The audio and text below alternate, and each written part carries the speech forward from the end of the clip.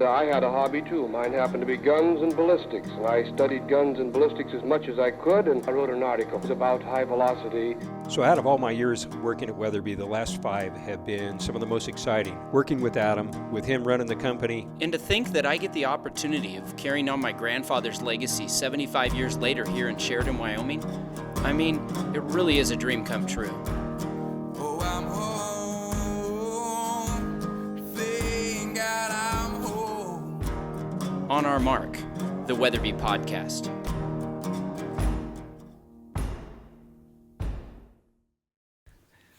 Welcome back to On Our Mark, the Weatherby Podcast. It's a fun special edition today. It's good to be on this one. Yeah, This one's going to be fun. okay, we've got Adam Weatherby, Tyler Grethen. I'm your host, Luke, and then special guest, Remi Warren. Howdy, guys. Welcome. We're proud to announce that we're partnering officially with Remi and Live Wild.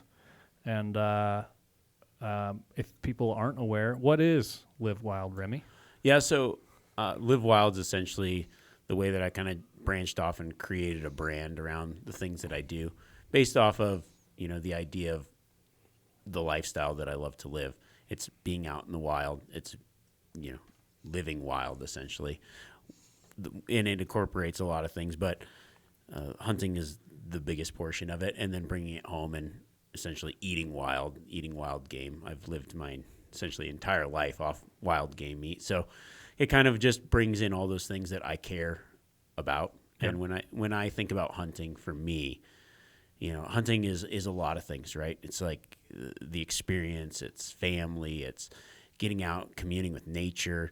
And then for me also, there's a very adventure element that I've always loved about it. Like, I'm the type of person that likes a hard hunt.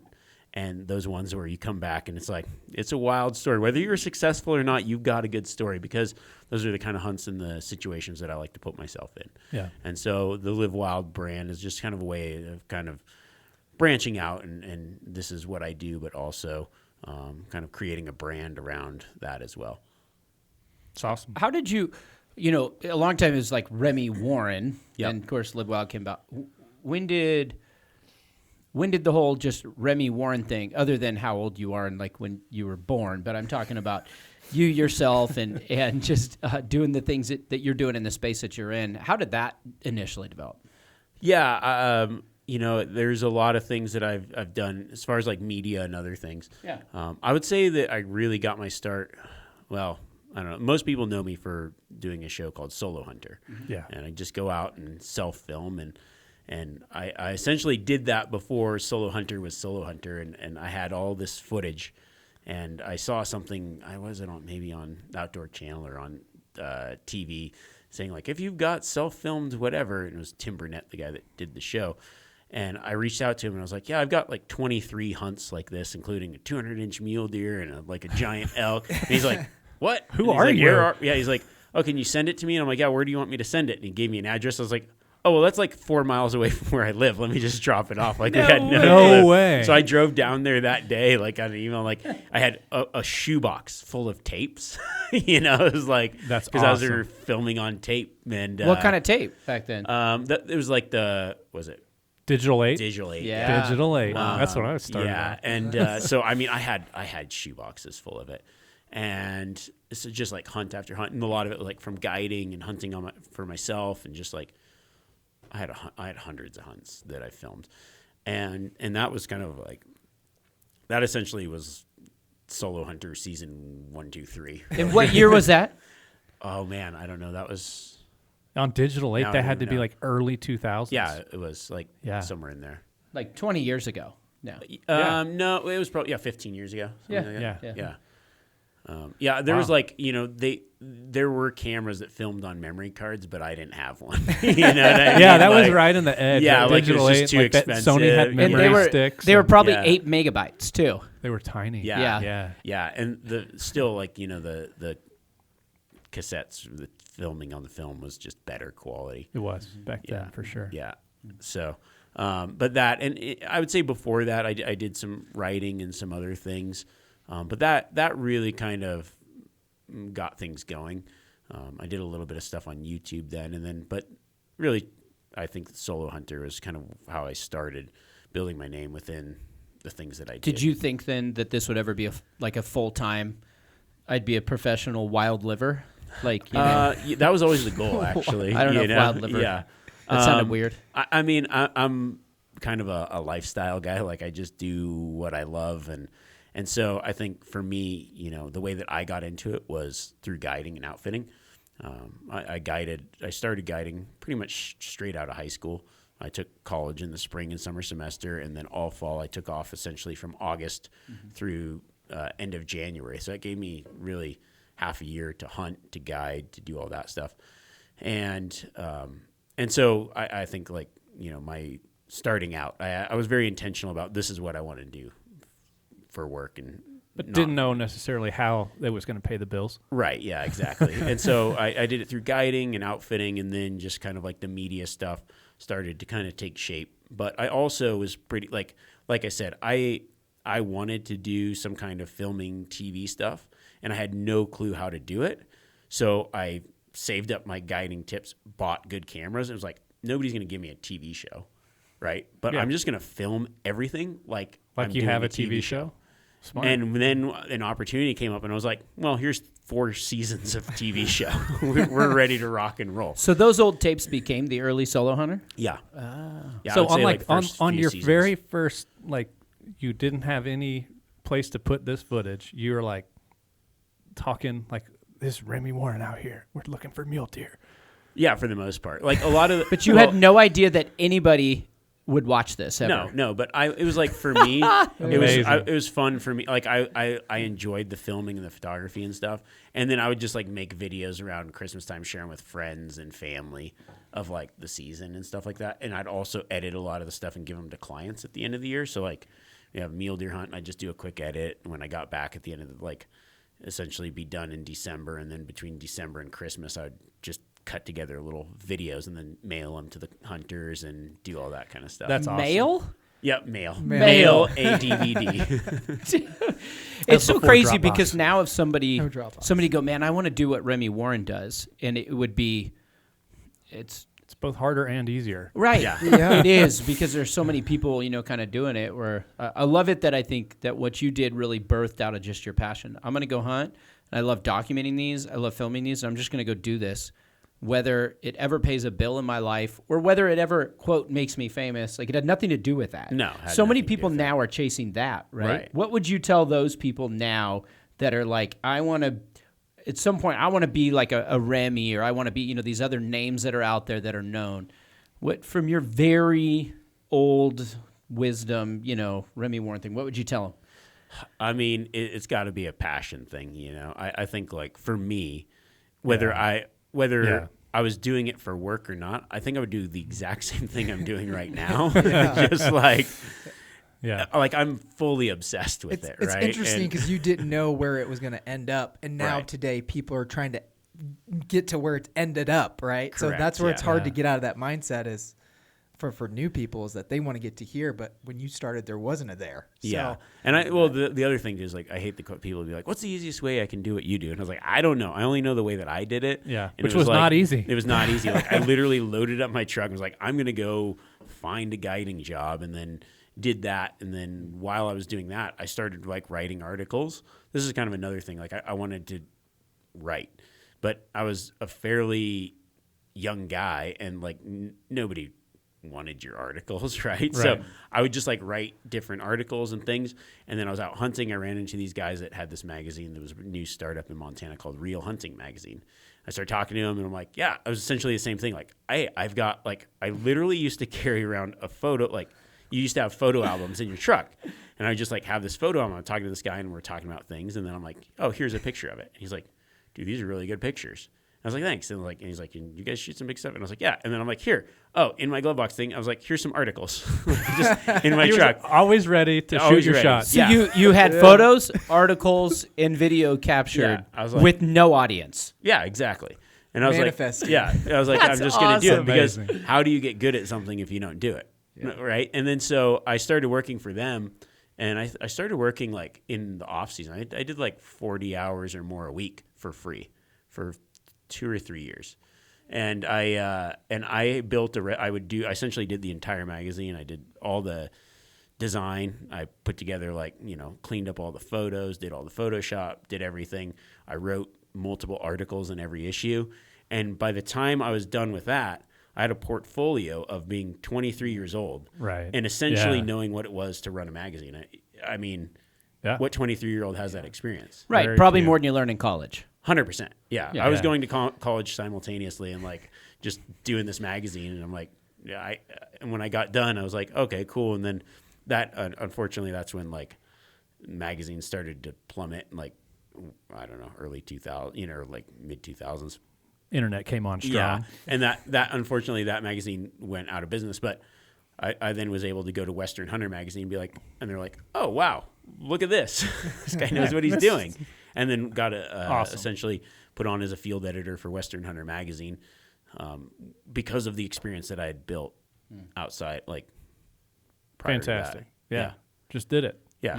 But I mean, that's the other thing is I worked many years for $0, negative dollars. That's the Yeah. key. Negative dollars. Yeah. But that is funny though. So many people ask that question, what's the easiest way for me to get to there? It's Yeah. They've already lost if they've asked that. This wasn't an easy. Yeah. This is not an easy process. And you I don't mean- know the blood, sweat, and tears that went into this. No, thing, and right? I'm sure there is maybe there's. I was just that's not my experience, so maybe somebody else could have a better grasp of it. But for me, it was just put in the work and my dad is instilled a very good work ethic in myself and my brothers, and it's you just work hard, and you just do it. You just work all day, every day, and do what you want to. You can do what you want to do, but you just got to put in a lot of hard work. Yeah. And so I think for me that that's the part that people don't see. They're like, whoa, look at this guy. He's hunting all over the world. I'm like, yeah, but I mean, I've guided all over the world. And I mean, at one point I just bought a one-way ticket to New Zealand, went over there for 3-4 months and figured it out. No job. No job lined up. But as soon as I got there, I was like, oh, don't know what I'm doing, but I'm going to go learn an area and be really good at hunting these backcountry tar, because they would get clients that wanted to hunt big red deer, and then there was a lot of tar hunting on essentially public land or Right. whatever, but nobody really wanted to guide that because it's hard work. So I was just like, cool. So I'll do that. other outfitters would just hire me to just go do the tar hunts, and so that's how I kind of got my start doing that over there. Is I got a work visa, and it's sweet, I'm going to show up and do the stuff nobody else wants to do. And I was bet you working- got paid a bunch of money to guide tar hunts. yeah. Yeah, exactly. But no, I mean, it was cool because it was that was one of the hunts that I really wanted to do, but I didn't have any money to go to New Zealand and go Right. hunting. But by working and figuring it out on my own, I was essentially busy for 4 months straight, and then got to do some hunting for myself on the weekends or days off, and essentially hunted everything that I wanted to hunt for $0 and got paid while I was doing it.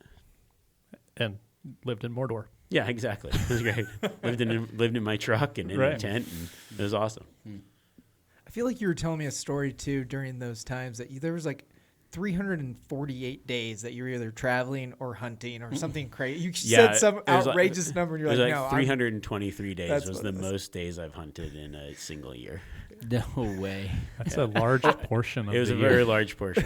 I mean, I, of course, was single and really young, and so I would guide. I would just travel around and guide different places. So that year, I guided in New Zealand. I guided in South Africa. I guided in Montana, New Mexico. Where else? Maybe some other places, but yeah.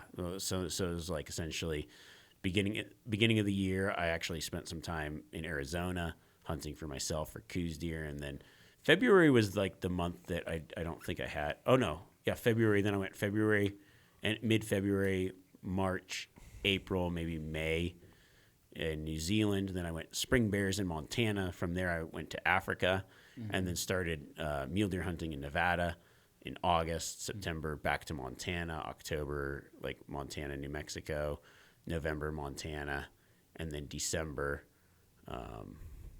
just some late season stuff somewhere else. But Filming the whole time. yeah, filming, hunting. Yeah, I mean, I've got hard drives full of I think I've lost a lot of it. Right. Hard drive crashed and never had it backed up. But yeah, just filming, hunting, guiding, hunting for myself on the days off. Just Awesome. yeah, the other days were just travel days, really. That reminds me of our Perfect Season podcast that we just did, except Yeah. for he did it. he actually did it. He Yeah, we did it. talked about it. You did Yeah. it. For those, we That's the did difference. a perfect season where we went through each month and what Like how would you want to hunt that Yeah. month? How you can and hunt yeah. all year long. Oh, for sure. Yeah, Yeah. you got to go in the southern hemisphere because Yeah. it's like the exact opposite seasons. And Yep. Yeah, I just had it all mapped out and made contacts and got work, and it was a lot of fun. That's awesome. But that's the element that we didn't talk about. Is like how to fund it. Yeah. He just did it all on his own. Like making Yeah. it happen along the way. Oh, yeah. Shoe boxes. Yeah, that's great. So obviously that was like a lot about what you do, and makes sense why Weatherby's interested to partner with you. And actually, like full circle, I think I've almost been at Weatherby almost 6 years now. But early on, I remember Adam and I talking, like we're talking about like, okay, our marketing plan and strategy, and there was like a very, very, very short list of people that we really wanted to at some point maybe add to the Weatherby team. This was 5.5 years ago, and you were on it. That's awesome. Yeah. Yeah, I It was- remember talking to you guys, and you're like, "Hey, if you guys ever," and I was like, "This would be an awesome partnership," for a That wa- lot of reasons. That was years ago Yeah, at it Sheep was- Show. yeah. And I'm like, I think one of the things that I love about you guys is the fact that just like you're real people in a company that really cares about what you're doing, and not just that, but I think the conservation aspect of the things that you guys do, like it doesn't go unnoticed. I think the way that you guys contribute to a lot of the different conservation organizations and really step up, and you do what you say you're going to do, and that's big for me.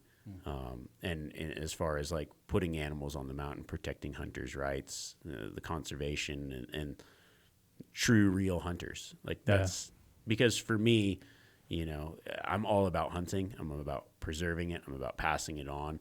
I'm about sharing my knowledge with other people, making their time in the mountains more enjoyable or more successful for the time that they do get.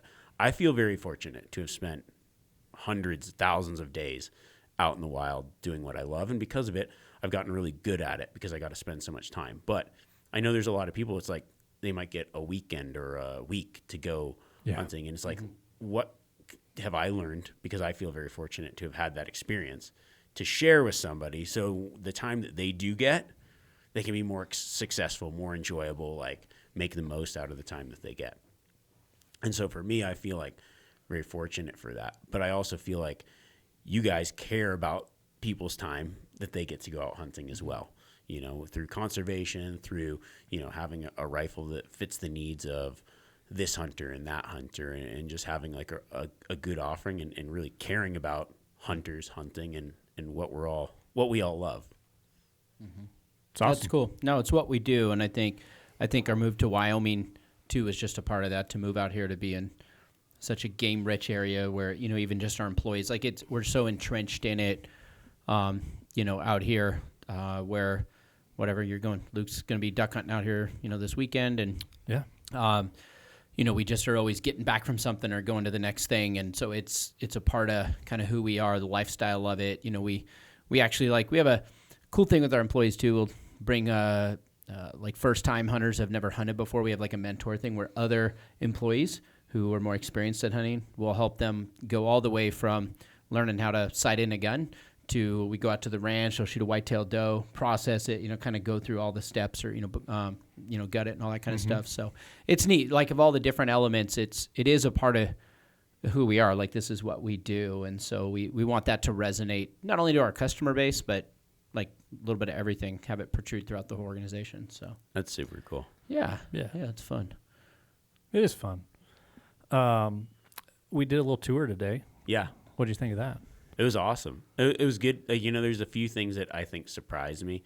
I think one of the things that I thought was pretty interesting is how many touch points are on a rifle. There's a lot of hands that touch There's a lot of every hands product. that touch it. Like it's constantly like everybody's constantly checking things too. It's like let's check and make sure everything was like when a gun goes out the door, it has been very well inspected by multiple touch. There's not a point in the process where it's like somebody's not physically involved in this firearm. And then you've got like your guys as gunsmiths who are like very they're just like, they take a lot of pride in what they're doing, you know, like, Yeah.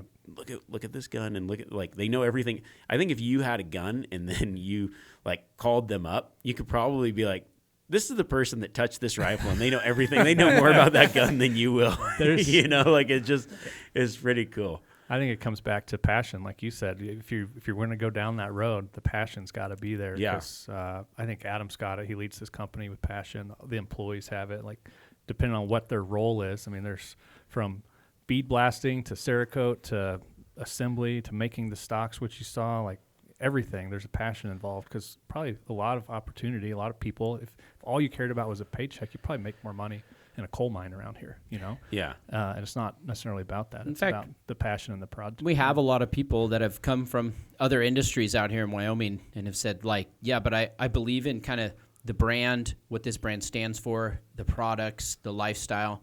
And so they've said it's not just about a paycheck, you know, and doing something else or whatever. So we've had people come and say, no, I want to be a part of that. And a lot of them have lasted and, you know, been spending some years here now, which is cool. That's really cool. You know? So Yeah. Remi, we're really pumped that you're on the team and can't wait to see what the future holds. I know we've got some projects in the works and probably some hunts and adventures and trips in the works. So looking forward to that. Thanks. Yeah, I'm really excited about it and looking forward to what we get to all do together. It's going to be fun. And that's what's cool. I think I've seen a lot of the partners that you do have. These are folks that you've been with for a long time, created a lot of memories with. And I think it is like, you know, we have our employees that are here, but our partners, such as yourself now, like with Weatherby and Live Wild, it's more than just, I don't know, exchange of money or a product or an endorsement or those things. It's like, no, let's truly like partner together to, I don't know, live really the same lifestyle, a lot of the same goals and purposes. And I think that's why even just our values, like all those things have to align in order for us to spend time with somebody, you know. You've been out here a couple times and we've got to spend some time together. And I think every hour we spend together, I think we both have felt like, yeah, this is a good fit, right? For sure. Yeah, it's been awesome. You know, that's the thing, like anything like this, I do it because I love it, right? And when you're out hunting and you want to be hunting with people that love it as well, that you enjoy like the time in the field. As a hunting guide, you learn real fast who you want to be in the is field. Is this going to be a fun trip or not like, a fun trip? What do we got going? But you know, when your values align, when everything kind of lines up, it really brings life to what you're doing. And, Absolutely, and, like increases that, like builds that passion that we all already have. So that's a fun part, and I'm really excited for what we got planned, and it's just going to be an awesome ride. Yeah. Well, we're happy to have you, man. Yep. Welcome aboard. Thanks. Keep in tune, everybody. Live wild, Weatherby. It's going to be a fun ride.